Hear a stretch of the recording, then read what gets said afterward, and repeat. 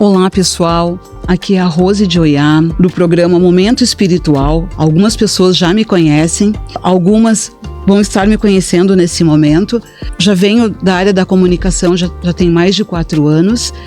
E também temos a revista Aô dos Orixás, que vai ser relançada e estaremos com ela virtualmente, tá? Hoje estamos aqui com o nosso primeiro convidado, tá? Junto comigo, nossa primeira apresentação, o Pai Arthur de Xangô. Olá, tudo bom? A bênção de todos da comunidade religiosa de matriz africana. Sou o Pai Arthur de Xangô, mestre da Cabala de Onã, feitura de Quimbanda e Cabala. Obrigado pelo convite, é um prazer estar aqui. Que seja uma honra e de muito sucesso e muito axé para nós, tá? Pai Arthur, hoje, qual é o objetivo do nosso podcast? O objetivo é trazer para a comunidade esclarecimentos que a gente que vive no Ilê, na Goa, a gente ouve, a gente frequenta, a gente ouve as coisas, mas a gente conhece a linguagem. Mas as pessoas que não veem, escutam pela boca de outras pessoas, elas acabam transformando em tabus, levando coisas que muitas vezes não é verdadeiro, né? Verdade. A nossa religião é algo muito simples, tem que ser abraçada com muito amor, independente do posicionamento que se é Quimbanda, se é nação, se é Umbanda, né? A gente tem que estar bem familiarizado e centrado naquilo que a gente realmente gostaria de seguir, né? Cada um tem digamos assim, uma preferência, tem uma afinidade com... Exato. Né? Então, hoje, o que a gente vai falar? Vamos começar. Vamos começar falando da onde veio a nossa religião afro. Ok? Pode começar, Pai Arthur. Bom, primeiramente a nossa religião afro, ela não veio de escravos, e sim de um povo que foi escravizado, um povo onde era feito de reis e rainhas, com princípios, com políticas, com ordens, com relações sociais entre uns aos outros, onde foram escravizados e trazidos para o Brasil, né? Aonde foi obrigado muitos dos nossos povos, dos nossos ancestrais, a ir para o sincretismo, né? Aonde tiveram que muitos deles deixarem de acreditar nos seus cultos, nos seus orixás, nas suas divindades, nos seus fundamentos, para começar a acreditar obrigatoriamente ao catolicismo, né? Aonde vem o sincretismo. Nesse meio termo que aconteceu, muitos foram mortos, muitos foram torturados covardemente, muitos ali morreram para não deixar de cultuar o seu orixá, e a partir de um certo momento, onde é que teve muita crueldade em massa, começou eles em si começar a adorar as imagens católicas, alguns fundamentos católicos, mas nesse fundo de adoração, começaram a sincretizar aos nossos orixás africanos as imagens católicas, né? Como exemplo, a imagem de São Jorge cultuado ao orixá Ogum, São Pedro, Abará Lodê, já a imagem de Jesus Cristo como nosso Criador, Oxalá, aonde eu sempre digo que a religião de matriz africana é uma das poucas religiões que ela abraça todas sem preconceito, sem discriminação, e através do sincretismo abraçamos muito os fundamentos católicos, que até hoje tem muita coisa que o batuque cultua que vem do sincretismo, que não é da nossa religião afro de matriz africana, e que algumas casas, no decorrer do ano, não estão mais levando esse sincretismo adiante, e eu acho isso correto, por causa que o sincretismo, ele é o sinônimo da dor, do sofrimento, da escravidão, que não temos mais, apesar de ter muito preconceito racial, mas eu acho lindo, eu acho maravilhoso, eu acho que está acontecendo um momento de se desprender as correntes que foram colocadas nos nossos ancestrais e começar a cultuar cada vez mais o nosso culto africano. Através disso, desse sincretismo, teve muitos preconceitos e coisas que aconteceram com a demonização aos nossos ancestrais dizerem que são demônio, que são Satanás, e esse monte de coisa que não faz parte do nosso culto. Primeiro que a cultura iorubá não acredita em céu e inferno. Não tem inferno, não tem Satanás, não tem nada dessas coisas dentro do nosso culto. Mas uma coisa que eu sempre digo, e muitos ficam felizes quando vão lá e aprendem, o porquê, então, que foi botado o Exu, nosso guardião, como o demônio, como com chifre, com rabo. O que acontece, que poucos sabem, é que quando tiveram aqueles negros que não aceitaram, né, o secretismo e fugiram para os quilombos para continuar cultuando seus orixás, fizeram alguns barracões aonde eles mesmos cultuavam, né, e aconteceu muito de entrarem os capitão do mato, entrarem os brancos e quebrarem tudo o que podiam dentro dos nossos cultos. E por causa que eles não acreditavam, e muito eles não tinham medo do nosso culto, né? Achavam que era baboseira, achavam que não tinha força. Várias e várias vezes, quilombos, orixás e base, tudo foram quebrados. Eles precisavam pensar em alguma maneira ou algo para se defender dessa maldade, defender disso, aonde aqueles negros que estudaram um pouco sobre o cristianismo, eles entenderam que o homem branco tinha medo de uma divindade, de um ser onde é que eles tinham muito receio e que muitos deles entravam num padrão de vida por meio dessa entidade, que era conhecido como Satanás, Lúcifer, muitas vezes dentro da Bíblia, aonde era predominado como com chifre, com rabo, com tudo isso. Foi aonde eles começaram a pensar, bom, se eles têm medo disso, a gente tem que começar a usar isso contra eles e usar ao nosso favor. Então, Exu, que era sempre o guardião de todas as tribos, que ficavam sempre na frente através de vultos de ferro, vultos de madeira ou até mesmo de barro, eles começaram a mudar aquela fisionomia do homem negro, robusto, com nariz grande, lábios grandes, né? E começaram a botar chifre, começaram a botar rabo, tridente, e botaram ele na frente dos templos.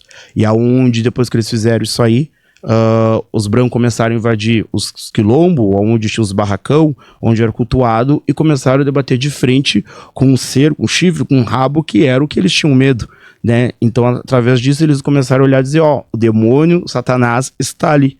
Mas não tinha nada a ver, foi usado a toda aquela imagem para poder afastar todo esse preconceito, essa dor, né? A gente simplificar, o sincretismo nada mais foi, nada mais na verdade, foi, né? Em que sentido? No sentido de que eles estavam aqui no Brasil, precisavam fazer o seu culto, mas eles não podiam porque as imagens eram quebradas, né? Exato. E aí o que eles fizeram? Eles colocavam escondido atrás de santos do cristianismo. Uhum.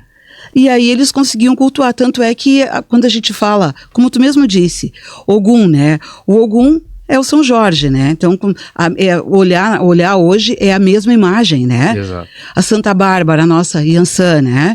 Então, simplificando para quem, digamos assim, é leigo no assunto, que não, é só uma associação de imagem, para eles poder estar cultuando ali no momento do culto, sem ter quebra-quebra, né? Sem ter problema. Sempre né? lembrando que através dessa associação de imagens teve muita dor, teve muita morte, teve muito preconceito, teve muita tortura e muita coisa, sabe? Então por isso que alguns hoje em dia não tem, vê poucos hoje em dia, alguns quartos santos com imagens mais africanas, não mais associadas, né?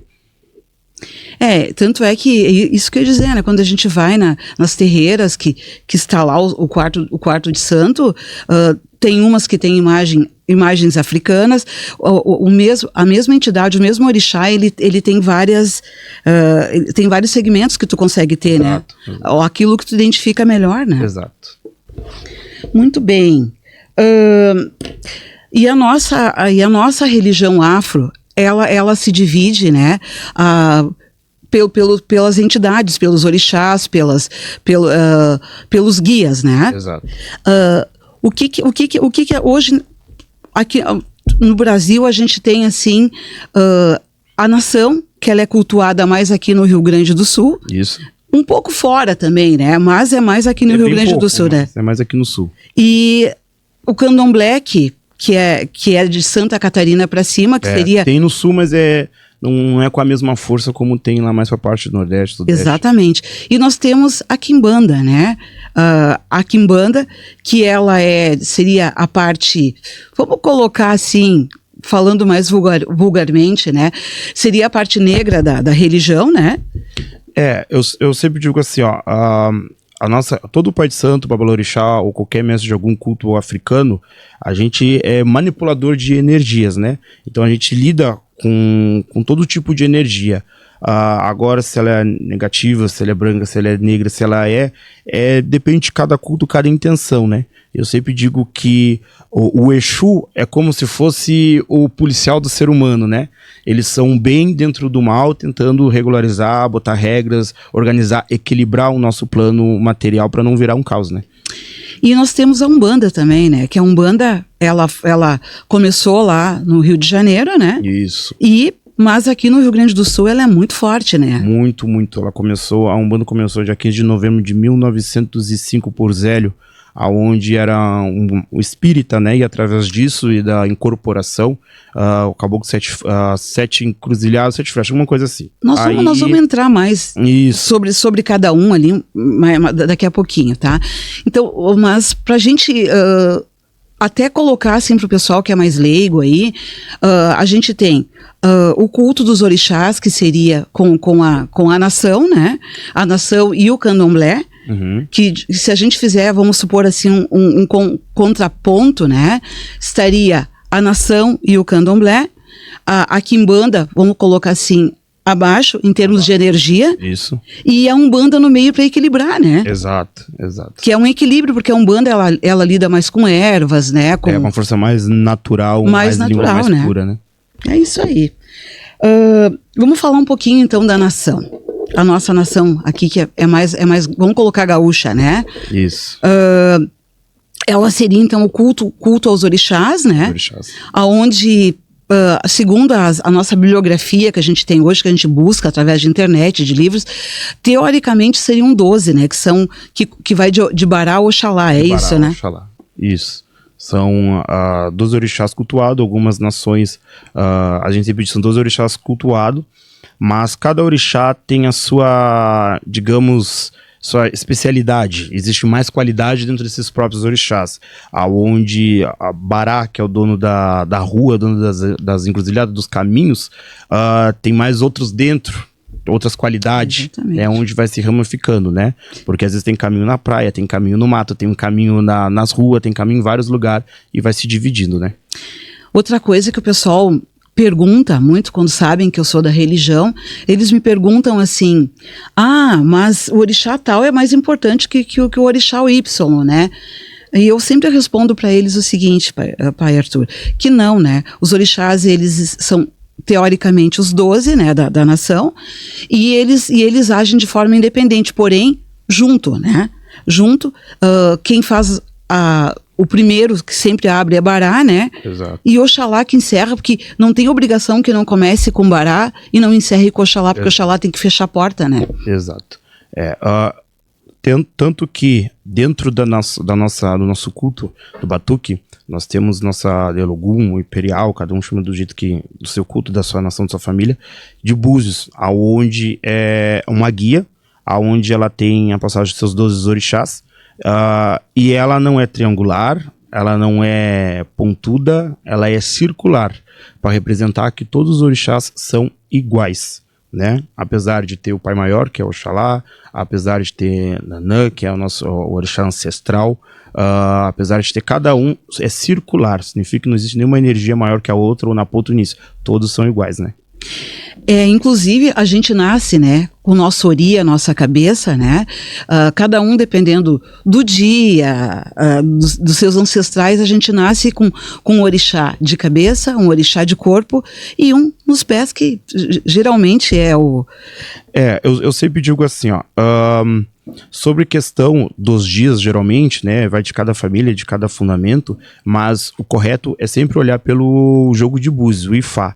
É ele que sempre vai revelar qual é o seu orixá de ori, né? Porque às vezes em outros cultos, em outras famílias, ou subindo para Santa Catarina, em outro lugar, às vezes a segunda-feira é de outro orixá, a sexta é de outro, e assim vai indo, né? Mas o melhor sempre é o búzio. Como também o ano do orixá regente, né? Dependendo de Santa Catarina para cima, é outro orixá. É outro orixá, isso é aí, outro. Né? Às vezes na África é outro totalmente diferente. Exatamente.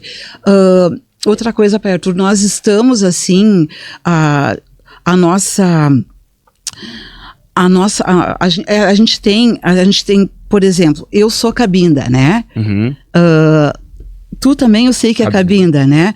Mas a gente tem outras nações. Outras nações, né? Com algumas, digamos assim, alguns fundamentos diferentes, algumas práticas diferentes, dependendo, mas o fundamento é o mesmo, né? Porque da origem é a mesma, há uns né? Bons anos atrás, se tu visitasse uma casa de Jeju, saberia que aquela casa era só de Jeju. Se tu visitasse Oió, tu sabia que aquela casa era só de Oió. Se tu cabinda, sabia que aquela casa era só de cabinda. Só que o que acontecia? Por mais que o povo era bem mais unido antigamente, muito mais do que hoje, cada um respeitava os seus cultos.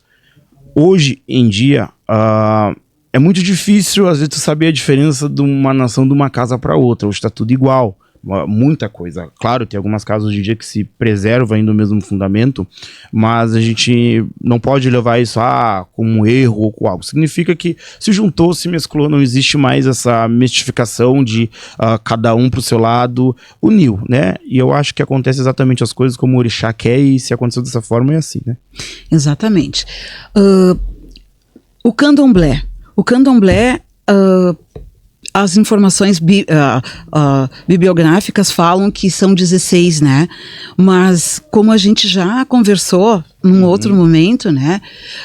Não é só 16, né? E existe muito mais, existe muito mais, quase mais de 200 orixás para muita e muita coisa. Deus da agricultura, Deus da terra, Deus do sol, Deus de tudo. Só que vindo para cá, aquela função de os nossos ancestrais serem escravizados, muitos cultos se perderam, tá? Muito. Mas existe muito mais orixá, né? Muito mais. E a Umbanda? A Umbanda, como a gente já tinha começado o assunto um pouquinho antes, né? Ela começou lá com o Zélio, no Rio de Janeiro, né? Isso. E depois veio para Pelotas, né? No Rio Grande do Sul, né? Isso, veio para Pelotas, depois começou a se ramificar para vários lugares, e dali ela começou a ter vários cultos específicos de cada um, né? Mas a Umbanda, ela foca mais em espíritos onde eram ligados a caboclos, pajés, muitos também os primeiros espiritistas que participavam de mesas de cura também, né? É mais ligado ao povo mais cultural brasileiro, afro-brasileiro. Tanto é que as pessoas falam muito que a Umbanda é caridade, né?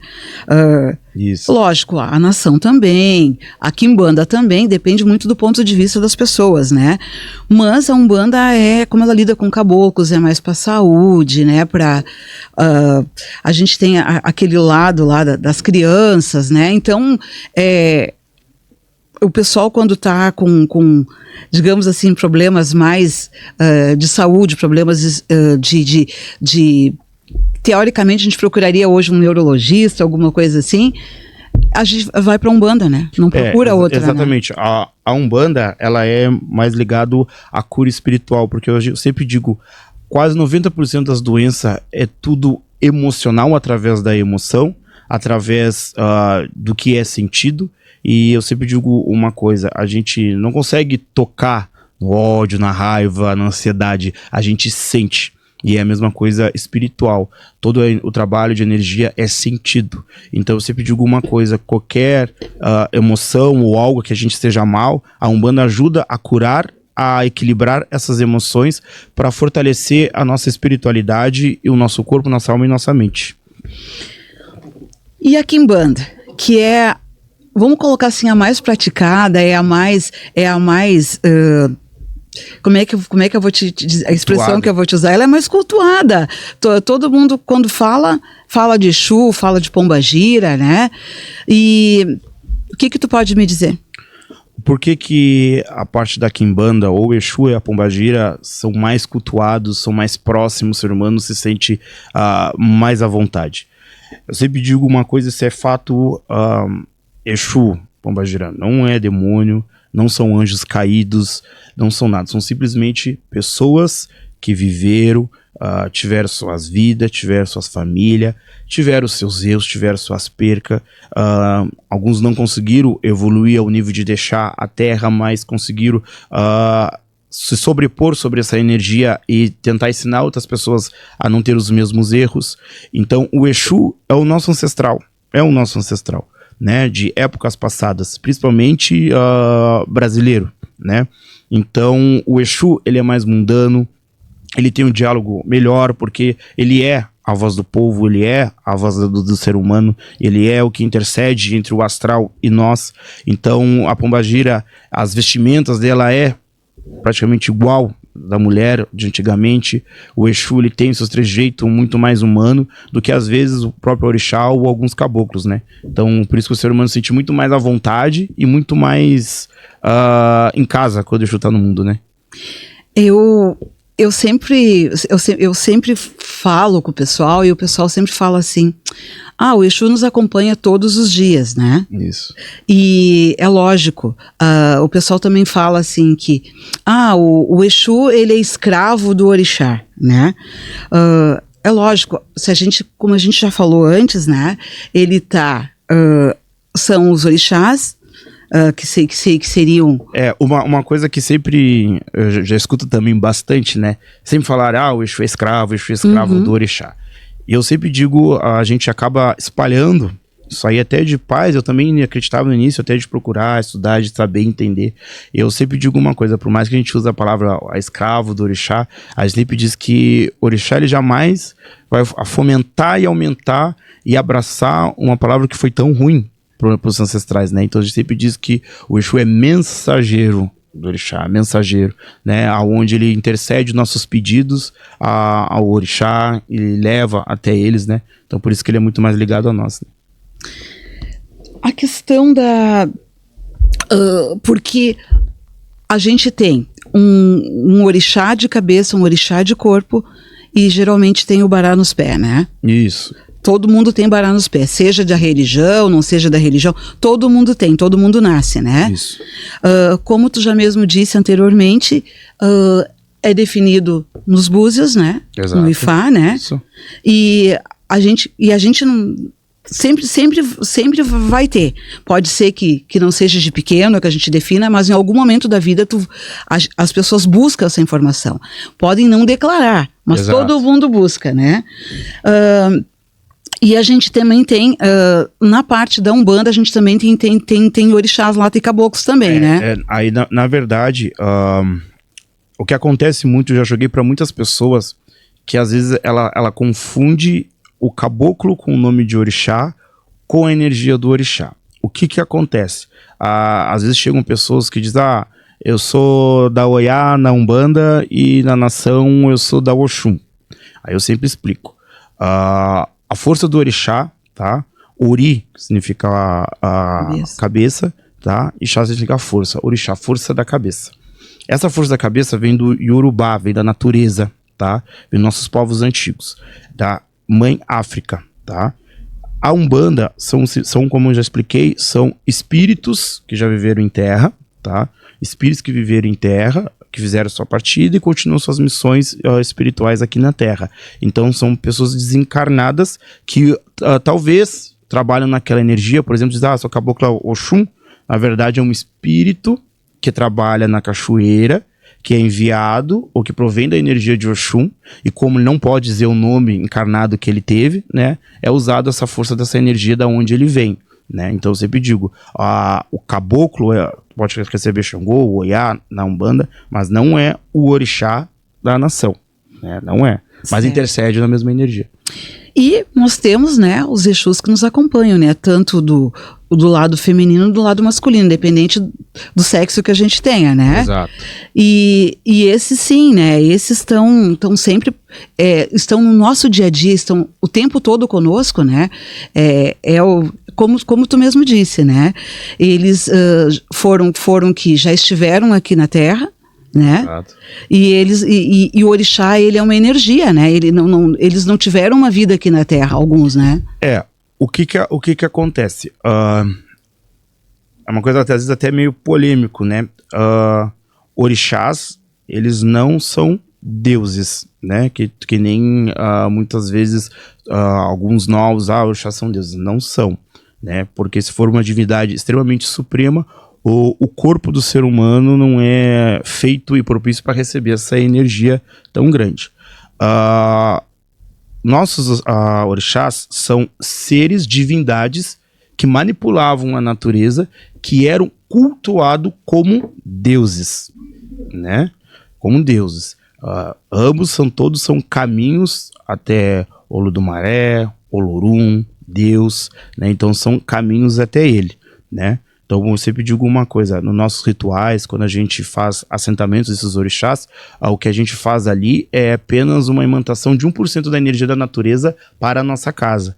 Então o orixá é a força da natureza, mas são ancestrais que cultuavam a natureza, tinham o poder de manipular a natureza, que eram cultuados como deuses, né? Nós também temos, assim, aquela questão da diferença dos Exus da Umbanda e os Exus da Quimbanda, né? Qual é a diferença? O que difere um do outro? O que difere um do outro é que antigamente não existia a sessão, né, ou gira para Exu.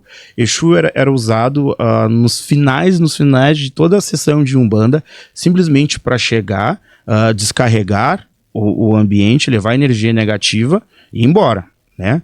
Poucas vezes chegava para dar consulta ou alguma coisa, era simplesmente retratar durante o olho do ser humano como um Egum mais evoluído, um Quiumba mais evoluído, para simplesmente se manifestar e levar carga negativa.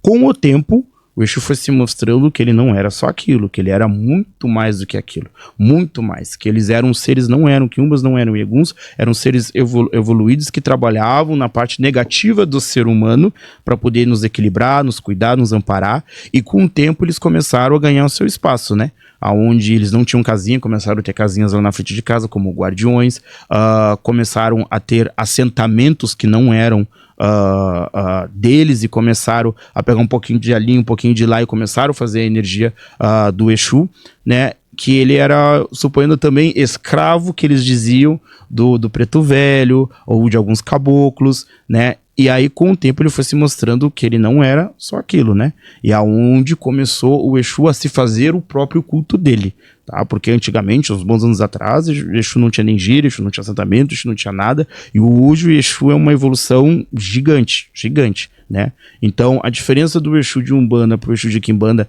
às vezes as pessoas tentam inventar fundamentos, né? Explicando que, o Exu de Umbanda não é o Exu de Quimbanda. São tudo o mesmo Exu, são tudo a mesma energia, né? E o que acontece? Só que algumas casas cultuam muito aquele Exu de Umbanda, que não dão um assentamento maior, não dão aquele espaço devido que o Exu merecia, né? E outros que são relacionados mais a Quimbanda dão totalmente o espaço para o Exu com mais culto, com mais fundamento, com mais ebós, essas coisas assim. Procede a informação que o Exu da Umbanda, ele não recebe o chorô, sangue? Sim, o que acontece? Como a Umbanda, para alguns caboclos também teve algumas modificações, alguns fazem sacrifícios, mas a maioria não faz nenhum sacrifício aos caboclos, tá? Sempre diz que ele é a energia pura da natureza e se alimenta de frutas, da terra, de plantas.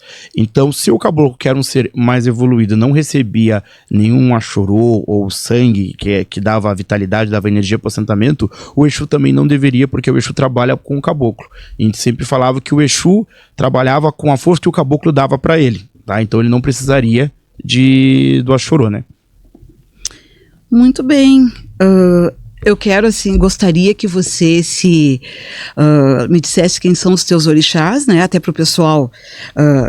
Tinha que ter feito isso no início, mas já saímos conversando, né? Então, se apresenta, por favor, para nós. Eu sou filho de Xangô Aganju, no Urim, na cabeça, Xangô é minha vida. No corpo, filho de Oxum Pandá, tá? E nos pés, Bará Gelu, né? Meu menino que abre meus caminhos, dá muito axé e prosperidade na minha vida. E na parte da Quimbanda? Da Quimbanda, trabalho com Exu Tiriri, tá? Exu Tiriri das Almas. O nome cabalístico de Onã, que significa dono de todos os caminhos, né? Que é dado através do nosso culto, da nossa cabala que nós fizemos, né? Também tem um Pombagira, que é Maria Padilha, né? Não é muito presente lá de vez em quando, mas é muito presente e muito forte na minha vida. O pessoal tem muito preconceito, né, em relação a essa questão de incorporação, coisa e tal. Então a maioria das pessoas aí fora acha que todo pai de santo tem uma outra opção sexual, Sim. vamos falar assim, né? Mas Por causa da pombagira. Isso. Só que como digamos assim, o corpo é usado como passagem, né? Uhum. Então, independente da opção que a pessoa tenha, né, Pai Arthur, ela vai ter, ela se tiver que receber a pombagira, ela vai colocar a saia, ela vai fazer o que tiver que fazer, né? Independente da... Como eu digo, pombagira não é o demônio. Esse negócio de, principalmente preconceitos de outras religiões, se tu vai lá pra Umbanda, se tu vai lá pra Quimbanda, se incorporar pombagira, vai virar homossexual, vai virar... Não tem nada disso aí, né? Exu não mexe na influência da tua natureza. Se aquilo já te acompanha desde o início, tu já é assim desde o início, não vai existir nenhum espírito, uma coisa eu digo, não existe nenhum espírito, nenhuma energia que muda a tua natureza do teu ser, né? Quem te fez daquela forma e tudo foi Deus, Deus Supremo. Nenhuma entidade, qualquer tipo de religião tem o poder de mudar a natureza que Deus criou, né? Porque aquela entidade faz parte da natureza de Deus. Então a natureza não tem o poder de mudar a natureza. Ela segue o mesmo fluxo, o mesmo rumo. Então não tem, recebe pombagira, vira isso, ou se recebe Exu, vira aquilo. Não tem nada a ver, né? Aí eu pergunto, se a pombagira vai lá e faz a pessoa virar isso, virar aquilo, o que ganha com isso? O que ganha? Nada, entende? É mais preconceito mesmo. Agora nós vamos entrar num assunto polêmico, tá, Pai Arthur? Que seria a questão as pessoas vão nas giras, vão nas sessões, né? E muitas vezes existe a incorporação, né? O que está acontecendo muito? Algumas pessoas vão como frequentadores, não para incorporar, vão lá para tomar um passe, vão lá durante a sessão e saem com a impressão que tinha pessoas que não estavam realmente recebendo aquela entidade, né? Uhum. Mas é lógico, né? São casas e casas, a gente não está citando nem A, nem B, nem C, né? Mas isso é uma questão muito séria para nossa religião, né? Eu digo uma coisa assim, ó, até às vezes vem filhos de outra casa que tem essa mania muito feia, já digo para muitos, isso é muito feio.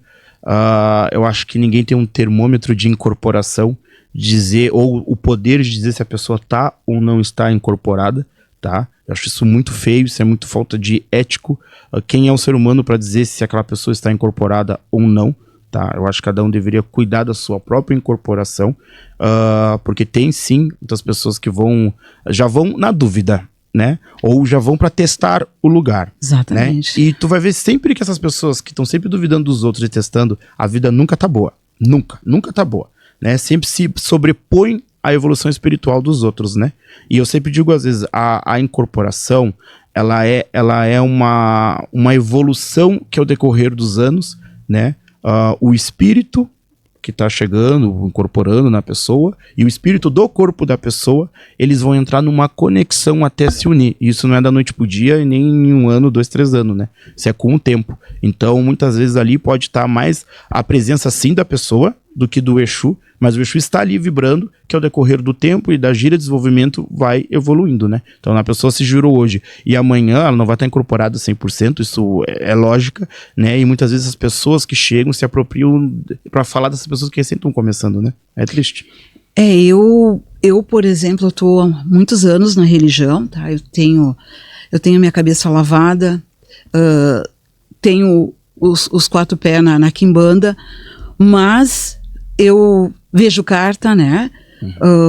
Mas nunca incorporei. Para não dizer que eu nunca incorporei, eu tive alguns anos atrás um egum, que fiquei com 3 dias com o egum, que realmente eu não tinha controle do meu corpo, eu via tudo o que estava se passando, mas eu não conseguia agir, né? Então, mediante isso, eu te pergunto, existe algum pai de santo ou mãe de santo que pode ter a vida sem incorporar? Claro, tem. Eu acho que de muitas histórias que eu já escutei, a maioria dos antigos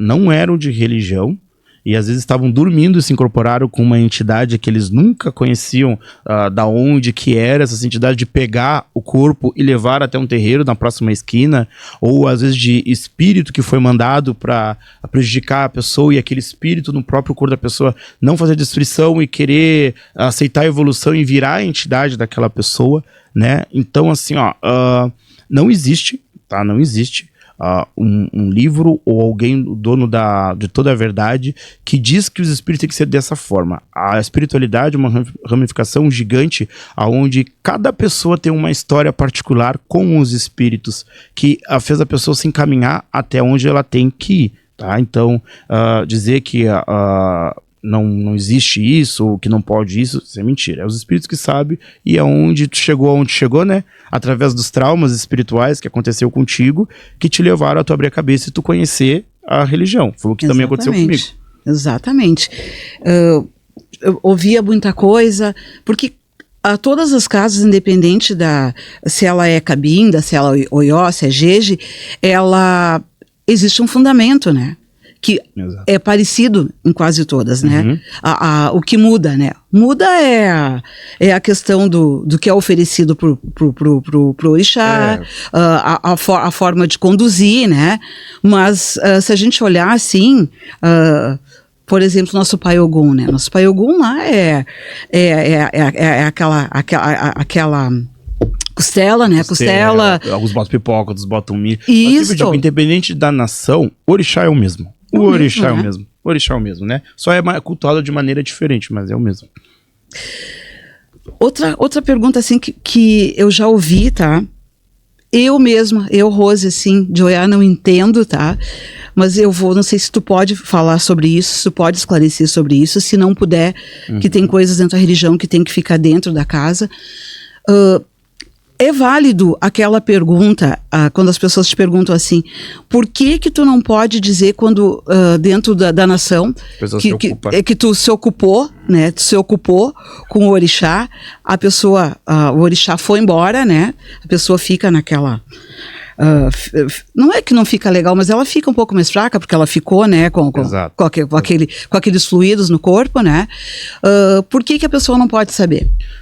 Esse é bem polêmico, tá? Muito, muito, muito polêmico, por causa que tem muito Maria vai com as outras. E uma coisa que eu saio muito fora da caixa, e às vezes eu me sobressaio da situação, e até digo para os meus filhos, não venham para dentro de uma casa de religião que a única resposta das perguntas é porque sim, ou porque não. Tá? Não é tudo só porque sim e porque não. Tem que ter um significado, tem que ter um porquê, explicar o porquê disso e o porquê daquilo, tá? E a maioria, e principalmente alguma geração que também é a minha que tá vindo agora, então alguns estão vindo muito inteligentes, outros estão vindo Maria vai com as outras. É só o porquê não, mas não explicam. Aí todo mundo fala, por que não pode saber da ocupação? Porque não é um segredo, tá? Mas o porquê que é um segredo? Que o nosso berço religioso, o maior berço religioso, não só da nossa religião, mas da humanidade, África, onde cultua orixá, tá? Orixá, Xangô, Oxum se manifesta no dia, tá? Com vários e vários programas de TVs mundiais gravando a presença daquele orixá, que não desmenosprezando o orixá daqui, uma coisa, porque tudo é a mesma energia, mas lá é o berço maior. Então o berço maior mostra tranquilamente a manifestação do orixá, a ocupação, aonde é feito festivais, se não me engano é junho ou julho, mais ou menos, é o orixá Xangô, aonde existe o príncipe, né, o rei de Oió lá, da mesma família, tá, onde mostra as manifestações. Vindo para o Brasil, tem um candomblé, tem as suas ramificações, tem também a ocupação, né? A ocupação, eles dizem que eles bolam pro santo, viram pro santo, e é gravado, tem vídeo, tem tudo. Chegando aqui no sul, a ocupação, ela virou uma tradição. Eu sempre digo, o fundamento da tradição é diferente. O fundamento, ele jamais é imutável, ele não pode mudar. Jamais. mas a tradição vai mudando de família para família, de às vezes desavenças, que um se ramificou, vai para outro lugar porque acreditava que era tal coisa, depois outro se ramifica porque acredita em outra coisa, e assim vai indo. Mas traduzindo, tá, o porquê que não pode saber da ocupação. O que acontece? Que nem a gente conversou ali sobre a questão de pessoas que vão no terreiro para poder medir se os outros estão incorporados ou não. Por exemplo, suponho que tem a minha filha, né? Aí tu recém tá chegando agora no meu tempo religioso e vou botar para tu girar e desenvolver com a pombagira, né? Todo desenvolvimento, ele é muito natural no início. Então, mas ele não vai fazer uma acrobacia bonita, ele não vai fazer uma dança bonita, não vai fazer nada dessas coisas, ele vai chegar puro. E às vezes a pureza da energia, às vezes ela é bruta. E às vezes esse nome de alguns olhos, é feio, é muito rústico, não tá bem desenvolvida. Aí o que acontece? A pombagira, ela chega bem natural, com todo aquele poder, aquela energia, mas ela não é feminina, não tem aquele embalo. Aí as pessoas que estão ali na volta observando vão dizer assim, que pombagira não tá bonita, que pombagira tá muito feia, nossa, olha como ela gira, olha como ela dança. Aí tu desincorpora no outro dia, aí tu chega até os teus ouvidos esse assunto, que a tua primeira incorporação foi feia, que foi brusca, que foi aquilo, e aquele outro. Chega na tua próxima desenvolvimento, aquilo vai afetar a tua cabeça e automaticamente vai mudar toda a natureza da tua pombagira, porque pelo medo do que os outros vão falar, pelo medo do receio, pela fofoca, e muda a natureza. Então, a partir de algum momento, tá, que eu acho que ninguém do Rio Grande do Sul sabe dizer, tá, que começou a ter a tradição de não saber que se ocupa, porque a pessoa fica louca, que a pessoa fica fora, que a pessoa foi aquilo. Aí eu pergunto assim, se falar pra pessoa que a pessoa se ocupa, ela vai ficar louca, mas engraçado que às vezes naquela casa, se eu já tenho o poder de deixar a pessoa louca naquela casa, muitas vezes não tem o poder de curar uma pessoa da depressão que se mata. Às vezes não tem o poder de curar alguém com um problema na cabeça ou algo, aí pra deixar louco consegue. Então é normal do antigo sempre usar o medo para respeitar. Então foi usada essa tradição para não ter, digamos assim, se vocês verem, alguns vídeos tem na internet, a manifestação do orixá na África é totalmente diferente aqui do sul. Iemanjá, que todo mundo diz que é calma, tranquilo, Iemanjá chega gritando, Iemanjá chega berrando, que é a força do mar. Aqui ela já chega mais tranquila, já é mais dócil, porque o ser humano manipula daquela forma. Aí imagina se a Iemanjá chega gritando, né? Aí tu olha e tu vai dizer assim, tá feia a tua Iemanjá, ela não é dessa forma, ela não pode ser assim. Na próxima ocupação, que o orixá é a força da natureza, aquela natureza mudou. Então essa tradição foi colocada para não ter a vaidade, para não ter a transformação da natureza, tá? Então foi só por isso que existe isso, tá? Porque eu vejo que é mais na nação. Porque quando tu incorpora, recebe a tua pombagira ou o teu Exu, deixa até recado pro corpo que tá recebendo. Exato.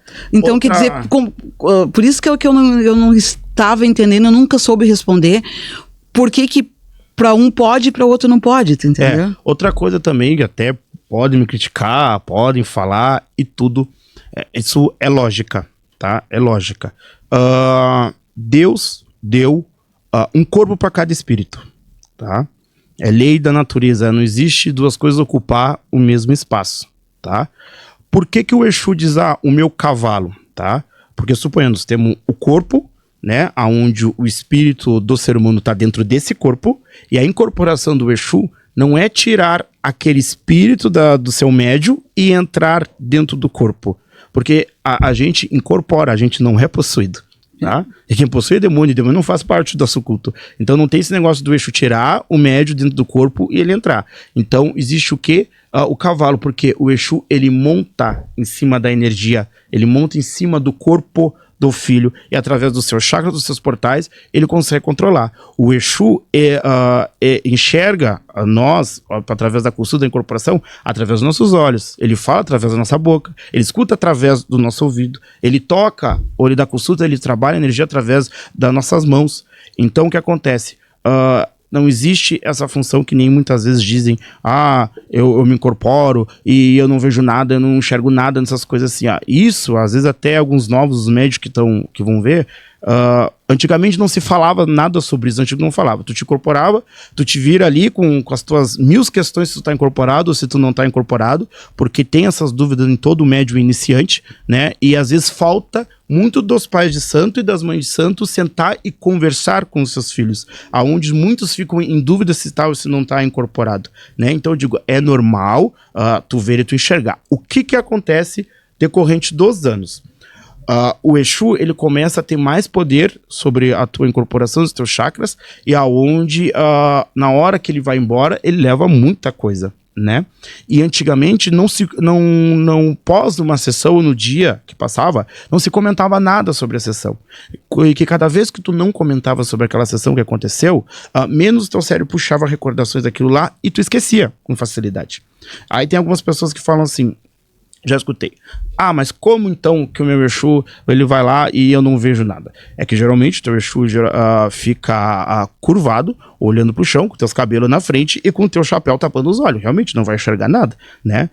Então estão se fingindo ou não estão incorporando. Mais uma vez, ninguém tem um termômetro de incorporação para saber quem tá ou quem não tá. Isso não existe. Não existe nenhuma pessoa com capacidade para se fingir no meio. Pode estar a energia mais da vaidade da pessoa vibrando mais do que o Exu? Pode sim. Tá? O Exu, ele pode dominar mais o ser humano e controlar muito mais a visão, pode sim, tá? É que nem também sobre a questão, você pode falar também da questão das provas que fazem hoje em dia, do Zacará ou disso. O que acontece? A pessoa quando incorpora o Exu, a pessoa não vira o super-homem. A mulher quando incorpora a Pombagira, ela não vira a Mulher Maravilha. Tá? O corpo ainda continua com suas limitações. Então, as provas são feitas, não é para as pessoas na volta da sessão acreditar que teu Exu tá ali. A tua espiritualidade não é para os outros, a espiritualidade é para ti mesmo e com tu te encontrar como ser e tu evoluir como ser. Então, as provas são feitas ali para tu acreditar na energia do teu orixá. Porque nas provas de fogo, ninguém vai ficar ajoelhado levando fogo na cara, né? Então, o Exu ele vai firmar aquilo ali pra mostrar que ele tá presente sim na vida da pessoa, que não importa o que os outros vão falar, né? E aí diz, mas o meu Exu não queima. Então, bota uma gasolina todinha no teu corpo, acende e vamos ver se o Exu vai segurar. Não vai, né? E tem outra questão também, nas giras, né? As entidades bebem, né? Bebem todo tipo de bebida e é por isso que eu te digo, tem locais e locais que tu vai, que tu vê. Termina a gira, a entidade subiu, né? E a pessoa tomou lá uma garrafa de cachaça, e a pessoa tá normal, como se nem o cheiro da bebida não tem. Assim como às vezes o Exu só beber água da cortinha, ou não beber nada, e deixar às vezes o médium extremamente bêbado. Pesado, né? Mas o porquê da bebida dentro do nosso culto? Às vezes eu não sei se alguém já se questionou, mas provavelmente já. Pensa assim, com centenas e centenas de adeptos, né? Centenas de adeptos dentro do culto religioso. Será que todas as centenas de todos os Exus bebem? O que acontece? A bebida, ela é usada para deixar o médium inconsciente, para poder a incorporação facilitar, né? Por que o Exu gira? Para deixar o médium inconsciente, para baixar o equilíbrio da energia dos chakras dele, para o Exu conseguir se manifestar mais na energia. E o Exu ele bebe exatamente por causa disso, para deixar o médium semi-inconsciente, não bêbado, semi-inconsciente para poder trabalhar mais. Pai Arthur, agradeço a tua presença, tá? O teu tempo, teu conhecimento, porque assim, o meu é um grãozinho perto do teu conhecimento, eu sei que tu estuda muito, tá? Agradeço a tua participação. Por favor, deixa pra gente as tuas redes sociais aí, teus contatos. Isso. Ali no Instagram, é Arthur com TH, Arthur de Xangô, tá? Também tem meu TikTok lá, que tem bastante trabalho, bastante coisas, que é Cabala Dionan, tá? E também tem meu Facebook lá, que também tem muitos trabalhos, o dia que tem as sessões, as festas, os trabalhos, tudo tem feito, que é Arthur de Xangô. Só acessar que tem lá, tá? Muito bem. Convido vocês a participar para visualizarem no nosso próximo podcast, tá? Que ele vai vir daqui 15 dias com a nossa mãe, Grazi de Oiá. A ideia é trazer um pai de santo e uma mãe de santo pra gente ir equilibrando, não que sejam diferentes, mas pra gente ir equilibrando, falando de coisas diferentes, tá? E num próximo, num outro momento, vou te trazer de novo, tá, Arthur? Eu agradeço, obrigado. Conhece muito, sabe... a gente já conversou fora do ar também, em outro momento, e acredito assim que tu tem muita coisa para passar pra gente, tá? Te agradeço, obrigado pela oportunidade, e um bom axé, e vou tomar para vocês, tá?